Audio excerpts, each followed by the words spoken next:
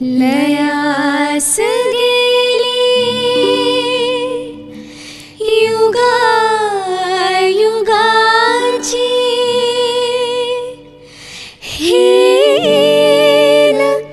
Then अवकळा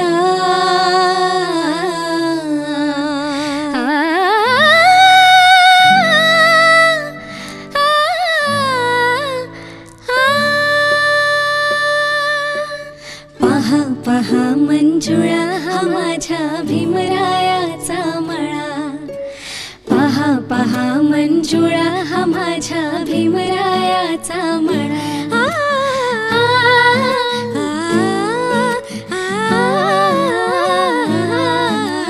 त्रिशरणाची झडपतयाला कुंपण पंचशिला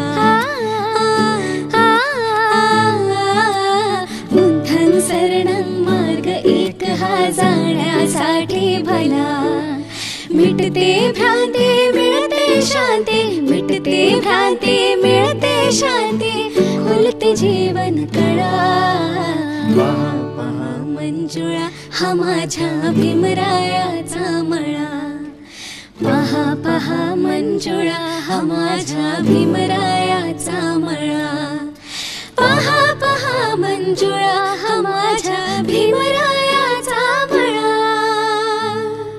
नमस्कार, आपण पाहताय झी 24 तास.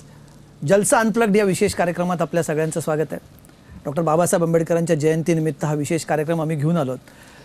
जनरली आपण बघितलं तर आंबेडकरी चळवळीचं सगळ्यात महत्त्वाचं बलस्थान कुठलं राहिलं आहे तर ते आहे गाण्यांचं. ज्या प्रकारे चळवळीतली गाणी यांनी आंबेडकरी चळवळीला मोठं केलं, जनमानसांपर्यंत पोहोचवलं आणि आजही ते पोहोचवण्याचं काम करत आहेत. पण आज बाबासाहेबांच्या जयंतीनिमित्त आपण हा कार्यक्रम घेऊन येत असताना नव्या पिढीला काय वाटतं, नवीन पिढीचा हा सांगीतिक आविष्कार कसा आहे. म्हणजे अगदी पोवाडे, जलसे, भीमगीतं वगैरे सगळे फॉर्मॅट्स आपण बघितले. नवीन पिढी ही त्यांच्या पद्धतीने व्यक्त होते, त्यांच्या आवडणाऱ्या पद्धतीने ती व्यक्त होण्याचा प्रयत्न करते. मधल्या काळात आपण बघितलं अनेक रॅपर्स आलेत. रॅपच्या माध्यमातून जसं अमेरिकेतल्या मुवमेंटमध्ये तिथली तरुणाई त्यात सामील झाली होती, आपल्याकडेही आताच्या काळामध्ये आपण मोठ्या प्रमाणात रॅपर्स बघतो. पण फ्युजनसारखा एक प्रकार जो सध्या खूप पॉप्युलर आहे, तो खरं तर अनेक वर्ष पॉप्युलर, पण भीमगीतांना फ्युजनचा साज चढवणाऱ्या बोरकर सिस्टर्स या सोशल मीडियावरती प्रचंड पॉप्युलर आहेत. आणि आज या जलसा अनप्लग्डमध्ये आपण त्यांच्यासोबत अनप्लग्ड गप्पाही मारणार आहोत आणि त्यांच्यासोबत त्यांच्या गाण्यांचा आणि त्यांच्या विचारांचा, त्यांच्या थॉट्सचाही आपण विचार करणार आहोत. आपल्यासोबत आहेत रसिका बोरकर, आपल्यासोबत आहे कृतिका बोरकर आणि आपल्यासोबत आहेत नयन बोरकर. भाऊ जरी असल्यासोबत तरी त्यांचा जो बँड म्हणू शकतो आपण तो बोरकर सिस्टर्स नावानेच ओळखला जातो. हे लक्षात घेणं खूप महत्त्वाचं इथे. खूप खूप स्वागत आहे तुमचं बोरकर सिस्टर्स तुमचं. आणि खूप सुंदर गाण्याने आपण सुरुवात केली. वामनदादांचं गाणं पहा पहा मंजुळा माझ्या भीमरायाचा मळा. मला एक सांगा, म्हणजे तुम्ही दोघीही शास्त्रीय गाणं शिकलेलं आहात, तुम्ही तुमचे वेगळे कार्यक्रमही करतात, पण आपल्याला भीमगीतांच्या माध्यमातून व्यक्त हवं किंवा फ्युजनमधून ही भावना व्यक्त करावीशी का वाटलं? म्हणजे सुरुवात करताना मला हे सांगताना खूप आनंद होतो की आम्ही चौथी पिढी आहोत आमच्या परिवारात जी संगीतात आहे. माझी आजी आणि तिचे वडील हे सगळेच गायचे आणि ही आमच्या घरात संगीताचा एक हा वारसा आलेला आहे. आणि अगदी लहानपणीपासून आम्हाला आईबाबांनी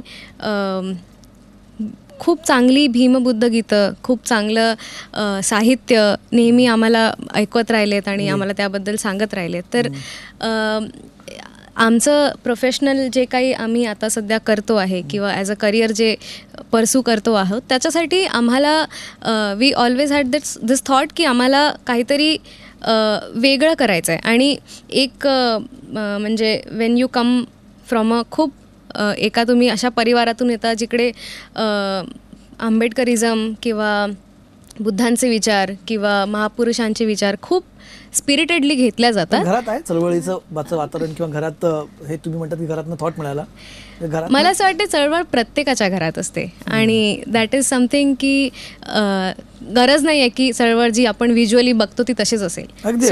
सो अगदी ग्राउंड लेवलला पारिवारिक लेवलला पण चळवळ चालूच असते. आपण जनरेशन टू जनरेशन चांगले पॉझिटिव्ह थॉट्स ट्रान्सफरच करत असतो. जसं आपण जनरेशनल ट्रॉमासची गोष्ट करतो तसे जनरेशनल मला असं वाटते की काय म्हणतात विचार पण आपण वैचारिक चळवळ जी असते ती असतेच. तर असं वेगळं तर काही आम्हाला असं कधी करायची गरज नाही पडली. भीमगीतांची ओळख कधी झाली? तुम्हाला वाटलं की बाबा हे इतर गाण्यांपेक्षा भीमगीतांचं वेगळं पण तुम्हाला कुठे जाणवलं? आय थिंक बुद्धपौर्णिमा आणि भीमजयंतीच्या पहाटची सुरुवात आम्ही झोपेतनं उठायचो तर गाण्यांनी व्हायची. माझे बाबा BT बोरकरच्या नावाने ओळखल्या जातात आणि त्यांचा एक वेगळा काळ होता. म्हणजे त्यांचा एक वेगळा संगीत ऑर्केस्ट्रा होता आणि ते दे यूज टू लाईक सिंग. पण ते गव्हर्मेंट जॉबला पण होते. पण संगीत हा आमच्या घरातच म्हणजे वाढलेला अशी ही कला आहे आणि त्यामुळे भीमजयंती बुद्धपौर्णिमेची सुरुवातच आमची गाण्यांनी व्हायची. म्हणजे पहाटच आमची गाण्यांनी व्हायची. तर वामनदादाची गाणी, त्यानंतर एक खूप मोठे संगीतकार प्रभाकर धाकडे त्यांच्या गाण्यांनी. तर ही म्हणजे आम्हाला वेगळं काही त्याचा अभ्यास करावा लागला नाही. आमचं बेसिकली आमच्या कानावरती गाणी पडत गेली आणि आय थिंक तसेच आम्ही वाढलो. आणि आता हे पारंपरिक जशी आपण गाणी म्हणतो ना कृतिका रसिका, तुम्ही जेव्हा ऐकलं असेल पारंपरिक गाणी जे जलसामधली बाबासाहेबांची गाणी, त्याच्यात एक त्याचा सेटअप असतो ना, एक डफ ढोलकी वगैरे असं. तुम्ही आता ही नवीन पिढीची किंवा ज्यांना पटकन अपील होईल अशी गिटार आहेत, ज्याकडे उकेलेले आहे वगैरे, हे सगळं घेऊन तुम्ही करताय, म्हणजे हे ठरवून करताय असं किंवा तुम्हाला वाटलं की नाही आपण आपला टार्गेट ऑडियन्स ठरवून घ्यायचा आहे असं म्हणून करताय? ठरवून करता म्हटल्यापेक्षा आम्ही वी आर कीपिंग, आम्ही अपग्रेडेड ठेवतोय बेसिकली मुवमेंट असं म्हटलं तरी चालेल. हा चांगला थॉट आहे की आपण प्रत्येक गोष्टीच्या एव्होल्युशनला बघतो, प्रत्येक गोष्टीला एव्होल्युशन या तऱ्हेने बघतो की प्रत्येक गोष्ट ही इव्हॉल्व्ह होत चालली आहे, प्रत्येक गोष्ट प्रगत होत चालली आहे.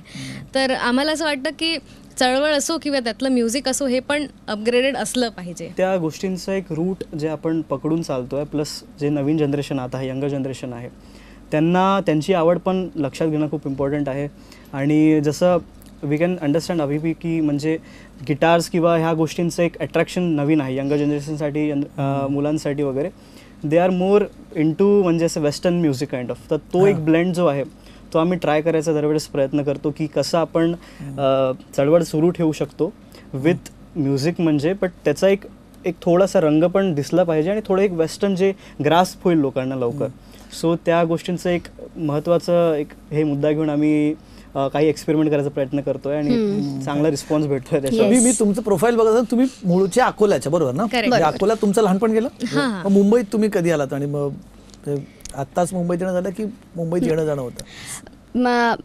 मेन रिझन मुंबईत यायचं अगेन म्युझिकच आहे, कारण अकोल्यात एवढं एक्सपोजर नाही आहे म्युझिकला घेऊन. आणि प्लस मी ॲक्च्युली पहिले आली मुंबईत. तर हां, आणि मी मधली ॲक्च्युली, मी या दोघांच्या मधली. तर मी एका रियालिटी शोचा पार्ट होती. त्या शोमध्ये श्री सुरेश वाडकर हे मेन जज होते. तर त्यांनी तिथे मला ऐकलं आणि शो सुरू असतानाच त्यांनी मला म्हटलं की तू माझ्याकडे शिकायला ये, मी तुला शिकवतो. पण त्या वेळेला मी स्कूलमध्ये होते, आय वॉज 7th-8th स्टँडर्ड. हां, तर माझ्यासाठी किंवा आमचं कोणीच म्हणजे मुंबईत कोणीच म्हणजे आहेत रिलेटिव्स पण म्हणजे खूप लांबचे आहेत. तर मुंबईला शिफ्ट व्हायचा हा थॉट म्हणजे तेव्हाच आला बेसिकली. तर मी माझं 10th ग्रेड पास केल्यानंतर बाबांनी म्हटलं की नाही, तुला संगीत करायचं आहे तर तुला मुंबईत जावं लागेल. आणि त्यानंतर मी 10th पास आऊट झाल्यानंतर मी 11thला मुंबईत ॲडमिशन घेतली आणि हॉस्टेलला मी एकटीच राहायचे. So main reason was music. आणि अगेन वाडकरांकडे मी तेव्हापासून शिकते आहे. तर मी आधी आले आणि मग I got exposed to the industry आणि इथलं संगीत आणि इथली लोकं जी किती डेडिकेटेड आहेत म्युझिकला घेऊन किंवा कुठलीही कला असो. तर वेगळं एक जग बघायला मिळालं आणि तेव्हापासून आम्ही इथे आहोत, तर आमच्याकडनं सुटे ना असं झालं आहे मुंबई हे. सो आणि नंतर मग रसिकाताई आणि नयन पण आता 1 वर्षापासून आम्ही, नयन आत्ता आला 1 वर्षापासून आणि रसिकाताई त्यानंतर 1-2 वर्षांनी, त्यात सिन्स पास्ट 10-12 वर्षांपासून आम्ही इथे आहोत. कमिंग बॅक टू परत म्हणजे भीमगीतांकडे येतो, जो आपला आजचा चर्चेचा मूळ गाभा आहे. Yes. नाही, पण तुमची जनरली व्हिडिओ सोशल मीडियावरती खूप व्हायरल होता. सोशल मीडियातनं आपण जावं लोकांसमोर, असं टार्गेटेड आपलं हे टार्गेट ऑडियन्स आहे. तुम्ही जसं मगाशी नयन म्हटलं की तरुण पिढीला या म्युझिक फॉर्मचं जास्त अट्रॅक्शन आहे. मग सोशल मीडियातनं तुम्ही पहिल्यांदा तुम्हाला कधी कळलं की अरे बॉस की हे सोशल मीडिया हा क्लिक होऊ शकतो, इथे आपल्याला जास्त लोकांपर्यंत, हे कधी वाटलं किंवा कुठल्या गाण्यातून वाटलं? आम्ही कंटिन्युअसली परफॉर्म करत असतो. We are basically performing artist. तर परफॉर्म करत असताना बरेचदा असं व्हायचं की जिकडे आम्ही जायचो किंवा जिकडे करायचो देवर त्यांना नेहमी असं वाटायचं की तुमचं काही कॉन्टेंट आहे का जे आम्हाला कुठेतरी बघता येईल. कारण कार्यक्रम तर संपला आहे, पण हे काहीतरी खूप वेगळं तुम्ही आज गाऊन गेलात. कारण आम्ही जो लाईव्ह पण कार्यक्रम करतो तो कॉन्सेप्ट बेस्ड करतो की आम्ही डिझाईन केलेला आहे कार्यक्रम की कशी भीमगीतं बुद्धगीतं लोकांपर्यंत आम्हाला पोचवायचे, त्या तऱ्हेने आम्ही सगळं करतो. आम्ही कोरिओग्राफ करतो, आम्ही एंट्री एक्झिट्स प्लॅन करतो, आम्ही म्युझिशियन्स सोबत कसं जुगलबंदी करायची ऑन स्टेज, आणि बेसिकली कव्हर करतो की प्रत्येक फ्लेवरफुल गाणं त्या कॉन्सर्टमध्ये किंवा त्या शोमध्ये असेल, एखादं क्लासिकल किंवा एखादं फ्युजन, एखादं वेस्टर्नाइज. सो लोकांना खूप गंमत वाटायची तसा भीम बुद्धगीतांचा कार्यक्रम बघताना. तर आम्हाला असं खूप पॉप्युलर डिमांड होती की कार्यक्रम तर झाला, बट लाईक त्याच्यानंतर जर आम्हाला कुठे बघायचं असेल तर काय.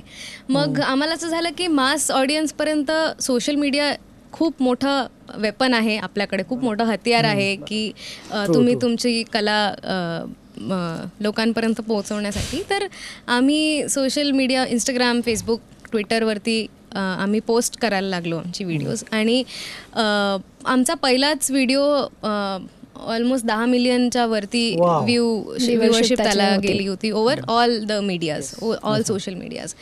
तर देन वी रिअलाइज्ड की वी डिड काहीतरी आम्ही वेगळं करायला गेलो. म्हणजे आम्ही लोकांपुढे फ्युजन ठेवायला गेलो, भीमगीतांचं फ्युजन ठेवायला गेलो आणि ते लोकांना खूप आवडलं. मग आम्ही अशीच सगळी जुनी जी गाणी लोक विसरत चालली आहेत त्या गाण्यांना घेऊन आम्ही नवीन तऱ्हेने त्याच्यात हार्मनीज टाकून, त्यात सरगम टाकून, त्यात वेस्टर्न बीट्स टाकून आम्ही रिक्रिएट करायला लागलो.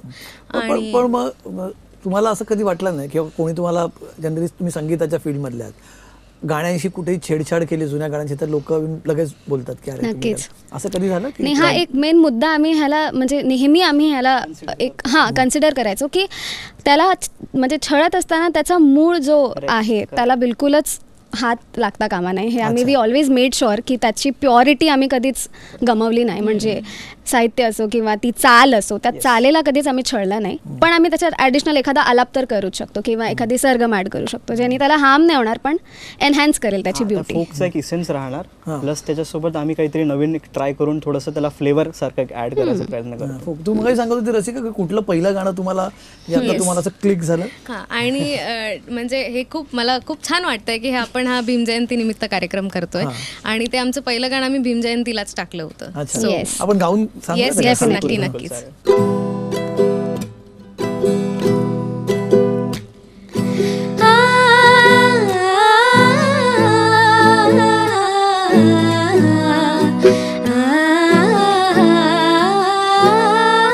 जखडबंध पायातील साखळ दंड, तडातड तुटले तो ठोकताच दंड, पाप मगरी सरे गमा पण जखडबंध पायातील साखळ दंड, तडातड तुटले तो ठोकताच दंड,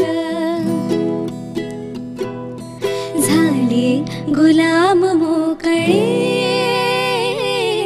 झाले गुलाम मोकळे, भीमा तुझ्या जन्मामुळे, उद्धरले कोटी कुळे, भीमा तुझ्या जन्मामुळे, उद्धरले कोटी कुळे, भीमा तुझ्या जन्मामुळे, बुद्धकडे जग हे वळे, भीमा तुझ्या जन्मामुळे.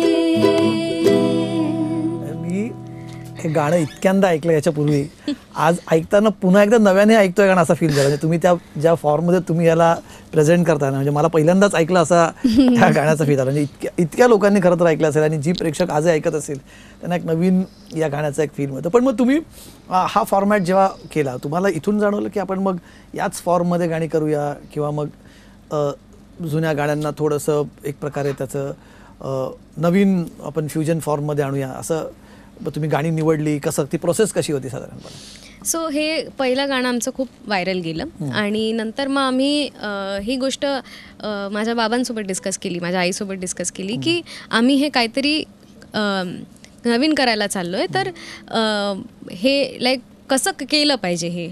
तर मग आम्ही क्रिएटिव्हली खूप डिस्कस केली आणि एका घरात एवढी संगीतातली लोकं असणं खूप हां हे प्रिव्हिलेज आहे.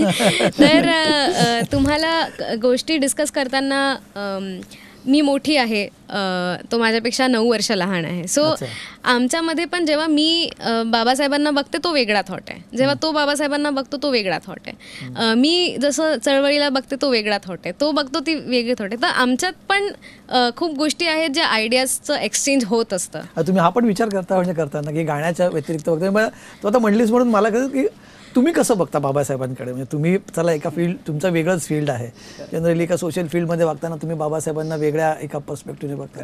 तुमचं बघण्याचा काय पर्स्पेक्टिव्ह बाबासाहेबांकडे? तू Rasika, how do you look at Babasaheb? For me, मला जर विचारलं की बाबासाहेबांचं तुला घेऊन काय मत आहे, बाबासाहेब काय आहेत, त्यांनी काय केलं, ते कुठून आले, त्यांनी आपल्याला कुठे नेऊन ठेवलं, हे अख्ख्या जगाला माहिती आहे. बट बाबासाहेब माझ्यासाठी स्टाईल आयकॉन आहेत. Style icon? हां, मला म्हणजे जर म्हटलं गेलं की व्हॉट टाइप ऑफ स्टाईल? तुम्ही जगण्याची स्टाईल की कपड्यांची? No, he is a fashion icon for me. म्हणजे फॅशन आयकॉन कसं काय बरं? कारण ॲज अ फॅशन आयकॉन आपण बाबासाहेबांना बघितलंच नाही अजून. तुम्ही बाबासाहेबांचा कुठलाही फोटो उचला and look at the way he is dressed, any picture, like any picture, even if he is, त्यांचे काही काही फोटोज आहेत जे म्हणजे other than the official space, जे काही फोटोज आहेत जिकडे त्यांनी शॉर्ट्स घातले, हॅट घातली आहे. So this person is doing this 100 वर्ष आधी.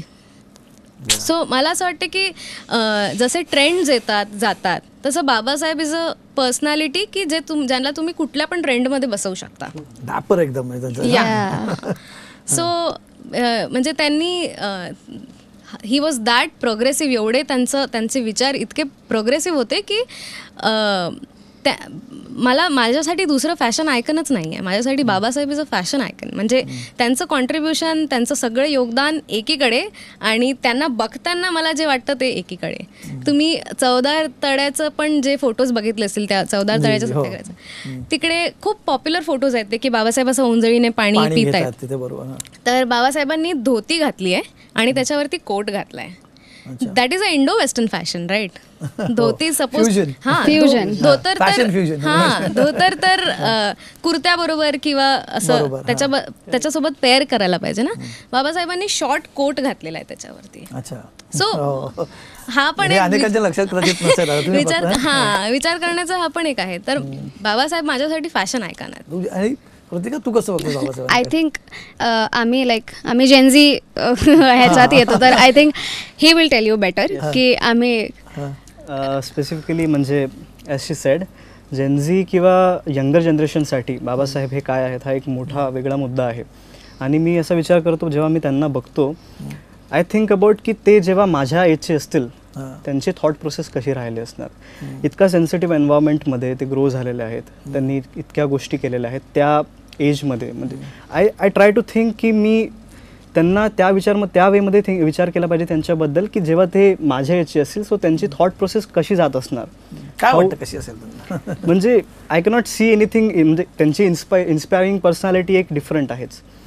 ते सोडून त्यांचं सगळ्या गोष्टींना डील करून आणि त्यांचं एक स्वतः प्रोफेशनली गोष्टींना पुढे नेण्याचं जे एक प्रकार होता, म्हणजे the way he dealt and the way he leadership quality जे त्यांची राहिलेली आहे दरवेळेस, the way he had handheld situations आणि सगळ्या परिस्थितींमधनं ते पुढे आलेले आहेत. सो ती एक जी इन्स्पायरिंग पर्सनॅलिटी आहे ते मी दरवेळेस ट्राय करतो की ती माझ्यामध्ये, म्हणजे यंगर जनरेशनना त्या गोष्टींचा एक थोडंसं एक जास्त मेसेज देऊ शकतं असं मला वाटतं. आय नो की Babasaheb Ambedkar had done a lot, म्हणजे त्यांनी मोठे होऊन तर त्यांनी खूप गोष्टी आपण त्यांचे बघतोय. बट त्यांचा जर आपण विचार केला की ते जेव्हा लहान वयाचे असतील किंवा ते यंगर एजमध्ये असतील, सो त्यांचं पण एक काही ना काही एक थॉट प्रोसिजर राहायला असणार. I will add on to this की कारण आत्ताची जनरेशन खूप मेंटल म्हणजे lot of this terms are very famous, depression, anxiety, stress, आणि म्हणजे इस्पेशली आजकाल हे खूप ट्रेंडमध्ये आलं आहे आणि तुम्हाला दिसतं की खूप सारे म्हणजे इस्पेशली टीनएजर्स गो थ्रू खूप साऱ्या अशा गोष्टी. आणि जे म्हणजे आत्ता तर आपल्याकडे भरपूर फॅसिलिटीज आहे. You can go to therapy, तुम्ही डॉक्टरला सांगू शकता की हां you can take your time and basically that. पण त्या काळात जेव्हा त्यांच्यासमोर ह्या म्हणजे we know how his childhood was, त्यांना प्रत्येक गोष्टीसाठी ही हॅड टू स्ट्रगल, तर ते कुठल्या थॉट प्रोसेसमधनं जात असेल किंवा ते कसे डील करत असणार त्या स्ट्रेसला, हा एक थॉट आमच्या मनात नेहमी येतो. किंवा आम्हाला पण म्हणजे आर्टिस्टिक फील्डच अशी आहे की you have to go through a lot of stress, कारण तुम्हाला प्रत्येक कॉन्टेंट बनवताना तुम्हाला हा थॉट असतो की अच्छा हे लोकांना आवडणार का नाही आवडणार का. हां म्हणजे creativity it is very vulnerable.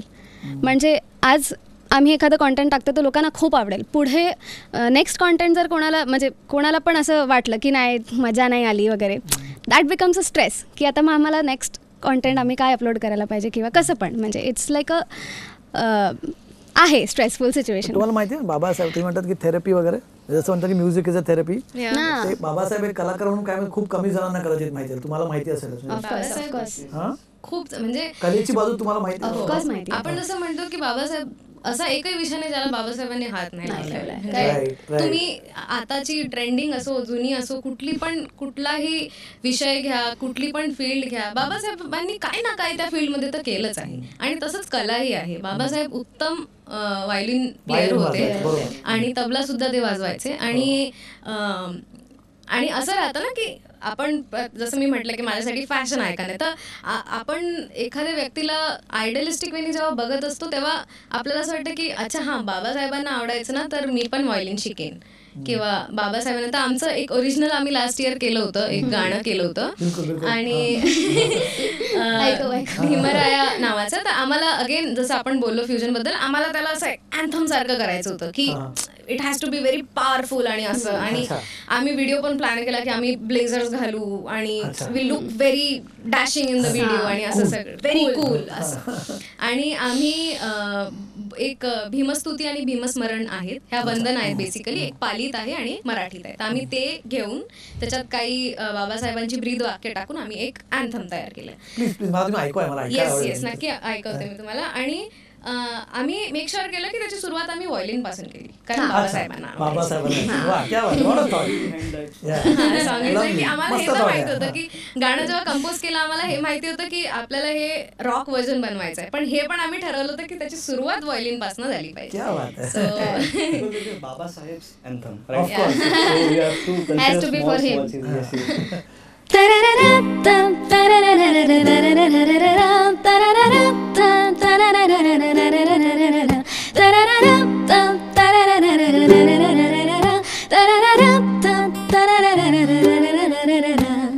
Divya प्रभरत्न तू, साधू वरदान तू, आद्य कुलभूषण तू भीमराजा.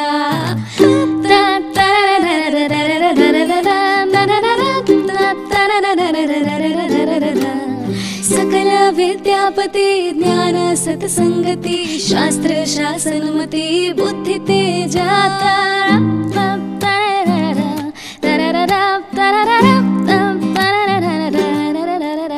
पंकजा नरवरा रत्न स्वजन उद्धारा, भगवंतांचा खरा भक्त काजाचा उदार संगरी, शास्त्र धरिता करी कापला रे रौद्र रूपा.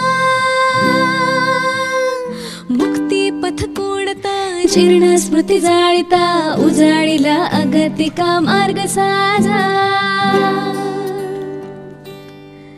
भीमराया भीमराया भीमराया भीमराया. संघटित व्हा आणि संघर्ष करा, शिका संघटित व्हा आणि संघर्ष करा. मग तुम्ही जेव्हा बाहेर परफॉर्म करता what is the kind of reaction, तुम्हाला रिॲक्शन कसं मिळतं सगळ्या गाण्यांच्यावर? म्हणजे सोशल मीडियावर तर ऑब्व्हियसली लाईक्स मिळतात, कमेंट्स मिळतात आणि व्हायरल होतं, पण जेव्हा प्रत्यक्ष भेटता लोकांना, त्यातही विशेष करून जुन्या पिढीतल्या लोकांना, कारण आपल्याकडे मी जसं कार्यक्रमाच्या सुरुवातीला म्हटलं की आपल्याकडे भीमगीतांची एक वेगळी परंपरा आहे म्हणजे आणि वेगवेगळ्या फॉर्ममध्ये, म्हणजे अगदी म्हणजे प्रल्हाद शिंदेची सुरुवातीच्या काळातली गाणी वेगळी आहे, मधल्या काळामध्ये आपण अगदी आनंद शिंदेची, मिलिंद शिंदेची वेगळी गाणी आहेत किंवा अजून इतर बरेच कलाकार आहेत त्याच्यामध्ये गाणारे गावोगावी.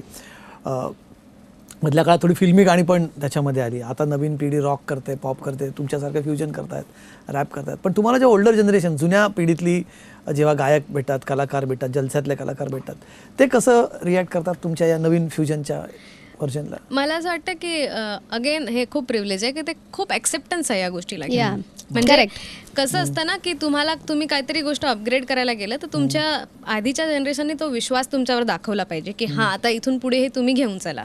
आपण जर बघायला गेलं, जर महात्मा ज्योतिबा फुले, सावित्रीबाई फुले ह्यांना बाबासाहेब यांना गुरु मानत होते. बिलकुल. सो ते कधीच त्यांना भेटले नाही आहेत, पण असं म्हटलं जातं की बाबासाहेबांना सावित्रीबाई फुलेंचा, महात्मा फुलेंचा वैचारिक वारसा होता. बिलकुल करेक्ट. तर मग आपण जेव्हा वैचारिक वारशाची गोष्ट बद्दल बोलतो तर आर्ट आणि कल्चर पण तसंच आहे. म्हणजे तुम्हाला पिढ्यानपिढ्या ते देत राहायला लागणार आहे पुढे पुढे पुढे.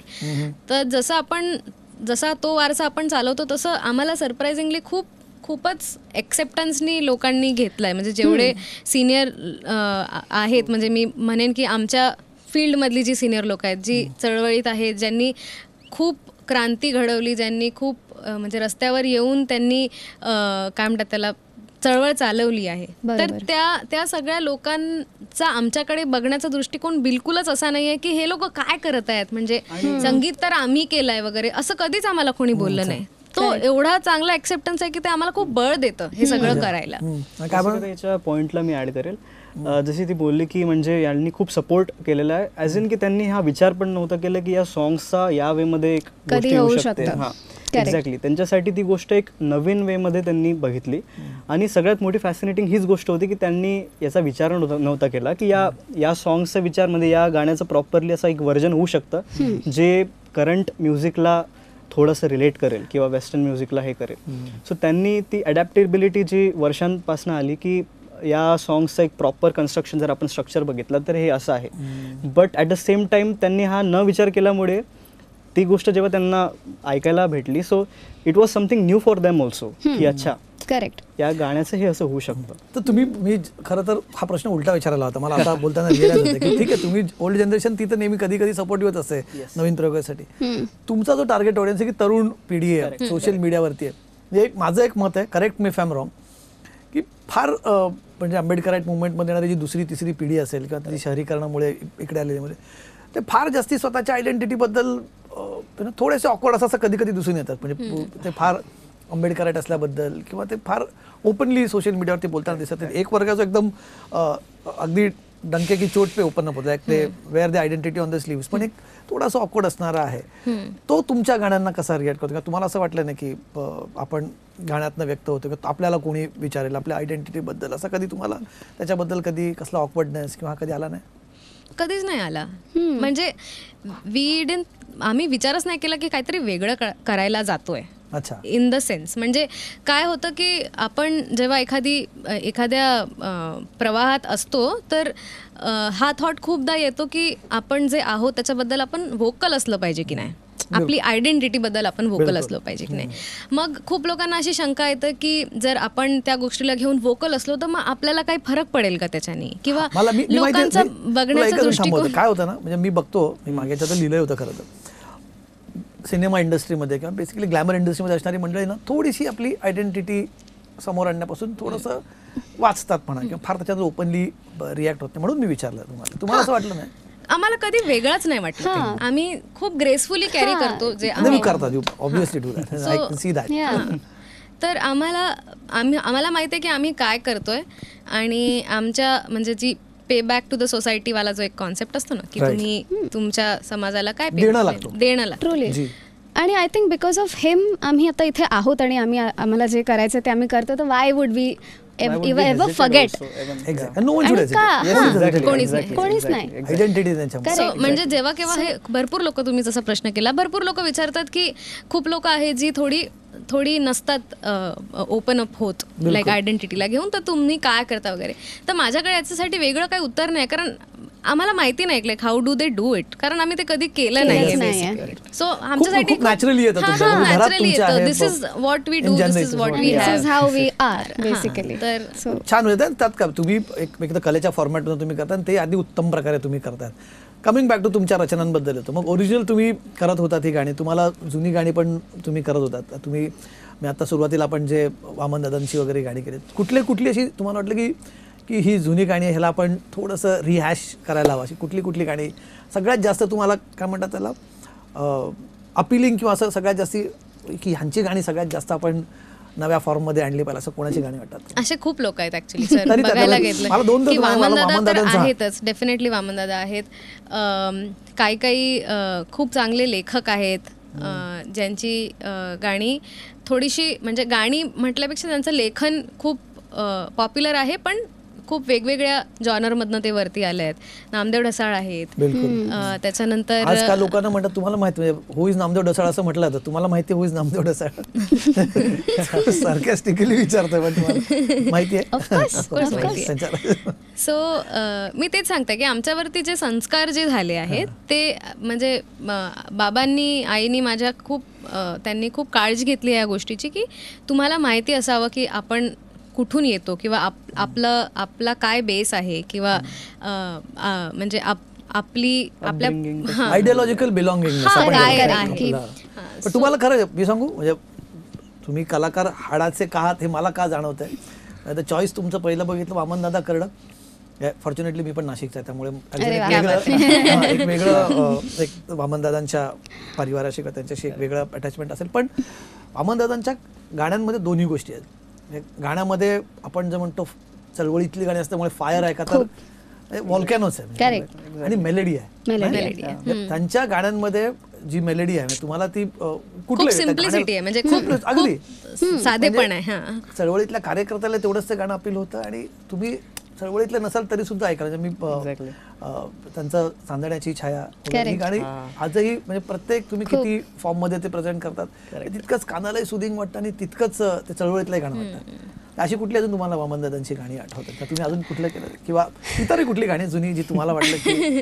वामनदादांची तर आहेतच, पण अशी बरीचशी जुनी गाणी, जसं तिने मेन्शन केलं की सकाळ जी व्हायची आमची ती भीमबुद्ध गीतांनी व्हायची, आणि तेव्हाची खूप छान ती जी अशी अँटिक ऐकू येणारी जी गाणी असायची, जी जुनी रेकॉर्ड वगैरे, ते तुम्ही आताही ऐका, ते खूप प्लीजिंग वाटतं ऐकायला. ते एवढं चांगलं वाटतं ना ऐकायला. त्यातली काही गाणी आहेत जसं की भीमाची लेखणी आहे. वामनदादांचं भीमाची लेखणी आहे, ते गाणं आहे.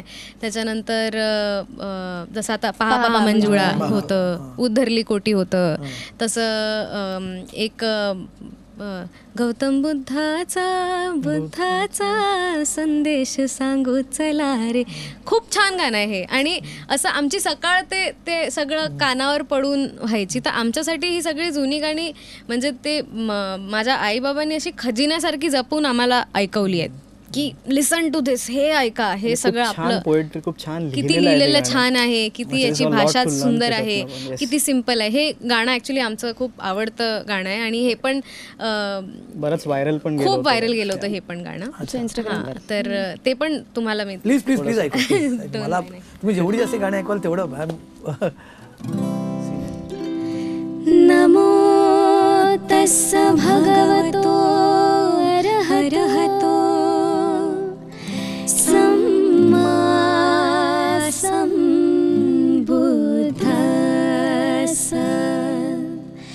गौतम बुद्धाचा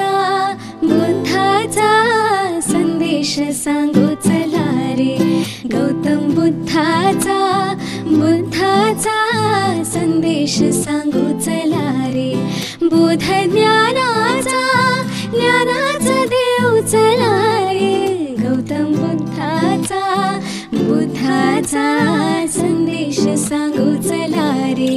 सारे ग प ग प धा धा प ध नि सारे ग सा क्रोधयुद्धातूनी काही जगी नवरावे बंधू प्रेमातूनी सारे हे जीवन तरावे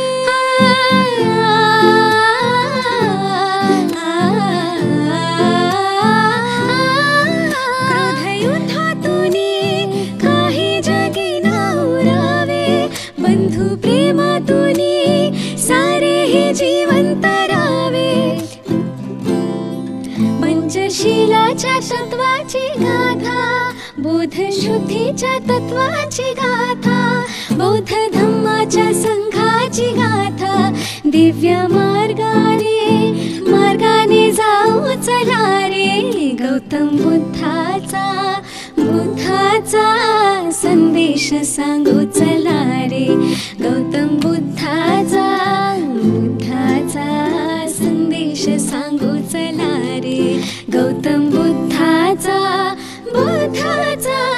संदेश सांगू चला रे. क्या बात आहे.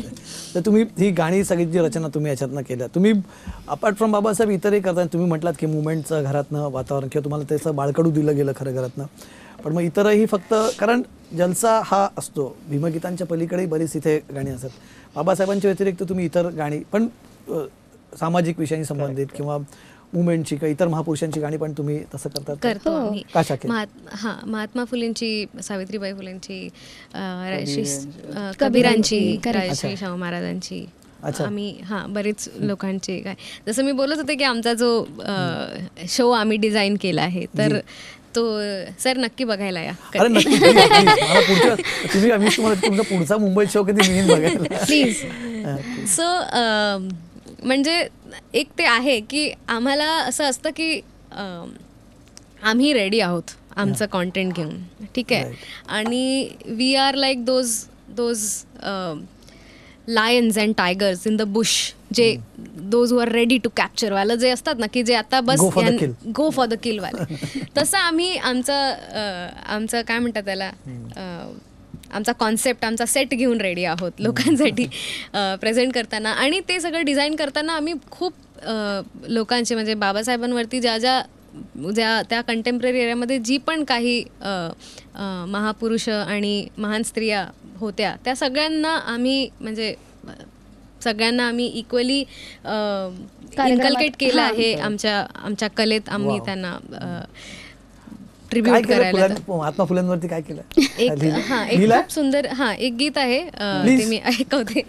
हा फुलांचा देश हो, ज्योतिबांचा देश हो, हा फुलांचा देश हो, ज्योतिबांचा देश हो, हा फुलांचा देश हो, ज्योतिबांचा देश हो, हा फुलांचा देश हो, ज्योतिबांचा देश हो. ठेविले अनंत तैसे न राहो, ठेविले अनंत तैसे न राहो, संदेश जगाला देऊ, संदेश जगाला देऊ, संदेश जगाला देऊ. हा फुलांचा देश हो, ज्योतिबांचा देश हो, हा फुलांचा देश हो, हा ज्योतिबांचा देश हो. बरसात बरसे तुझ्या विचाराची, बरसात बरसे तुझ्या विचाराची, सुपीक होय प्रदेश, सुपीक होय प्रदेश, सुपीक होय प्रदेश. हा फुलांचा देश हो, ज्योतिबांचा देश हो, हा फुलांचा देश हो, ज्योतिबांचा देश हो. क्या बात आहे. खूप छान वाटतं तुमच्याशी गप्पा मारताना इथे, आणि खरंही संपूर्ण असंच वाटतं ही मैफिल, आणि इतकं सुंदर तुम्ही या सगळ्या गोष्टींना तुमच्या गाण्यातनं म्हणतायत, संगीतातनं आणि कलेतनं म्हणता, आणि विशेष म्हणजे ज्या फॉर्ममध्ये खरं ना या तरुण पिढीला अपील होईल या फॉर्ममध्ये तुम्ही करताय. जाता आता मला परत त्याच मुद्द्याकडे परत यायचं. तुम्ही आता सोशल मीडियातनं तुम्ही व्यक्त होत आहेत आणि तुम्ही इतर कार्यक्रम करतायत. सगळ्यात सोशल मीडिया, मगाशी तूच म्हणाली सुरुवातीला की सोशल मीडियाची ताकद खूप मोठी आहे, पण सोशल मीडिया कधी कधी थोडासा एक दुधारी तलवार आहे. Correct, दुसरी बाजू correct. पण आहे. मग त्यातनं ट्रोलिंग होतं. तुम्हाला कधी झालाय त्याचा ट्रोलिंग बिलिंगचा त्रास कधी झालाय? तुमच्या कलेवरनं स्पेशली कलेवरनं म्हणताय तुम्ही? कलेवरनं तुम्ही काय करताय, ही कोणाची गाणी करता, असं काय तुम्हाला त्रास झालाय कधी? काय कधी नाही झाला ॲक्च्युली. कारण तुम्ही जर किंवा कोणी पण जी आमची प्रोफाईल जी लोक बघतील त्यांना कळेल की आम्ही खूप मल्टिपल जॉनर्सचं काम करतो, मल्टिपल लँग्वेजेसमध्ये पण काम करतो. आम्ही मराठी गातो, आम्ही गुजराती गातो, आम्ही बंगाली गातो, आम्ही तमिळ गातो, आम्ही तेलुगू गातो, आम्ही मल्याळम गातो, आम्ही इंग्लिशसुद्धा गातो. सो आम्ही म्हणजे वी स्टडी लँग्वेजेस, आम्ही त्याचा अभ्यास करतो, आम्ही त्यातलं लिटरेचर वाचतो, त्यातली लोकं, त्यात काम करणारे लोक. सो मला असं वाटतं की आम्ही ॲज अन आर्टिस्ट जेव्हा ट्राय करतो की आम्ही सखोल एखाद्या गोष्टीचा अभ्यास करायला घेतो आहे, तेव्हा लोकांना जेव्हा ती जेन्युनिटी कळते ना, तेव्हा लोक खूप तुम्हाला त्रास द्यायला जात नाहीत. आणि जरी म्हणजे असं नाही म्हणत आहे मी की बिलकुलच कोणी कधी ट्रोल नाही केलं, आहेत काही असेल, म्हणजे 1-2% असेल ट्रोलिंग, पण कधी आम्हाला कधी असं या सगळ्या गोष्टींमधनं कधी वेळच नाही मिळाला की ह्याला एंटरटेन करूया, की काही लोक मला ट्रोल करत असतील किंवा ह्यांना काय पडले. आम्ही काही लोक खूप सपोर्टिंग वे मध्ये पण तुम्हाला हे सांगतील, म्हणजे डीएम्स पण करतात की हा आम्हाला हे कदाचित अशा प्रकारे जास्त आवडेल किंवा हे तुम्ही असं केलात तर मे बी बेटर आम्हाला आवडेल किंवा असं. सो तेव्हा ते म्हणजे ॲक्सेप्टन्स खूप आहे. किंवा आजपर्यंत आम्हाला असं कधी कोणी असं येऊन नाही बोललं की तुम्ही हे जे करता ते आम्हाला अजिबात पटत नाही किंवा असं. नेव्हर. म्हणजे नाही झालं आपल्याबरोबर ते. So I think may be because of तुम्ही तुमचा तो एक जो चॉईस ऑफ गाणं तुम्ही ज्या प्रकारची गाणी निवडता, correct, choice of songs also, आणि त्याच्यातनं एक मेसेज जातोय. इट इज गोईंग, मतलब नाही फक्त त्यांच्या एक प्रॉपर कम्युनिटीसाठीच नाही, तर ते सॉंग्स असे कुठेही तुम्ही प्ले केलात किंवा त्यांचा एक मेसेज जो खूप स्ट्रॉंग आहे तो प्रत्येकापर्यंत पोहोचतोय. म्हणून त्या सॉंग्सचा आय डोंट थिंक सो की त्याच्यामुळे काही कधी इश्यू आम्हाला झालेला आहे. आणि म्हणजे मला हे म्हणायला वाटेल की चळवळ जी आपली चळवळ आहे किंवा जे जसं आपण म्हणतो की मुवमेंटचं काम आहे किंवा हे सगळं, मला नाही वाटत की चळवळ ही कुठल्या तरी एखाद्या संप्रदायाला घेऊन असते किंवा एखाद्या पर्टिक्युलर कास्ट किंवा रिलिजनला घेऊन असते. ही सोशल चळवळ आहे, सामाजिक न्यायासाठी चळवळ आहे. आणि आपलं म्हणजे जे इक्वॅलिटी, फ्रॅटर्निटी जे आपले प्रिन्सिपल्स आहे, ज्याच्यावर आपलं कॉन्स्टिट्यूशन बेस्ड आहे, तर त्याच्यासाठी पण तुम्ही चळवळीत काम करत असताना तुम्हाला काहीतरी कुठून तरी रेझिस्टन्स येणं पण एक चांगली गोष्ट आहे. म्हणजे मला असं वाटतं की तुम्ही कुठलं एखादं काम करत असताना तुम्हाला जर कोणी ट्रोल केलं तर इट मीन्स की लोक तुम्हाला बघतायत ॲटलिस्ट, है ना. म्हणजे कोणी ते करायला येत आहे म्हणजे मला असं वाटतं की हां ते खूप आम्ही पॉझिटिव्हली घेणं शिकलोय. अगेन जसं नयननी मगाशी मेन्शन केलं अबाउट की जो मानसिक तणावातून बाबासाहेब गेले असतील किंवा आपण थोर पुरुष, महापुरुष वगैरे गेले असतील, त्यांना पण त्यावेळी तो रेझिस्टन्स होताच ना, त्यांनी ते टॅकल केलं ना. तर आम्ही त्यांना जर आयडलाइज करतोय एखाद्या गोष्टीसाठी तर बाबासाहेबांना अख्खा आयडलाइज करा मी म्हणेन की. आणि मला पण वाटतं की रेझिस्टन्स होता म्हणून त्या गोष्टींचं एक लिमिट्स पुश झाल्या किंवा आपण जे बघतोय आता बाबासाहेबांना रेझिस्टन्सच म्हटलं. तुम्ही मगाशी अजून उल्लेख करा, तुम्ही मगाशी फुलांचा उल्लेख केला, तुम्हाला मगाशी आपल्या कार्यक्रमाच्या आधी आपण गप्पांमध्ये कबीरांच्या दोह्यांचा उल्लेख केला. बाबासाहेबांवरती खूप त्यांचा इम्पॅक्ट होता बाबासाहेबांमध्ये. तुम्ही कबीरांच्या काही दोह्यांचं काय केलं होतं? त्याचं पण केलं फ्युजन. काय आहे कबीरांचं केलं एखादं? ऐकूया. कबीरा कहे ये जग अंधा, कबीरा कहे जग अंधा,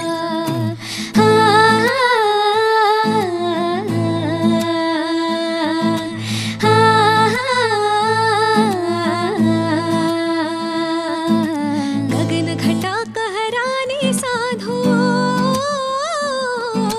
गगन घटा कहरानी साधो, गगन घटा कहरानी, हाँ पूरब दिशा से उठी है बदरिया, पूरब दिशा से उठी है बदरिया, रिमझिम बरसत पानी, रिमझिम बरसत पानी,